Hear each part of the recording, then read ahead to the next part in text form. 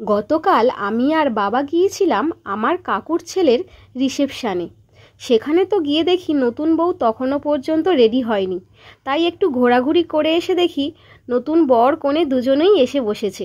তাই ওদের হাতে গিফটটা দিয়ে আমি চলে আসি খাবারের স্টলে। খাবারের স্টলে ছিল ফুচকা আর এই গরমে ঠান্ডা ঠান্ডা লস্যি। আর বিয়ে বাড়িতে যাব, ফটো তুলবো না সেটা তো হয় না।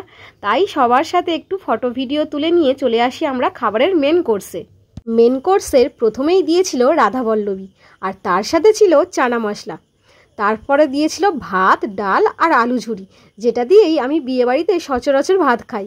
তারপরে দিয়েছিল মাছ, আর তারপরেই ছিল লাল লাল ঝালঝাল মাটন। নেক্সট দিয়েছিল আমের চাটনি আর সাথে পাঁপড়।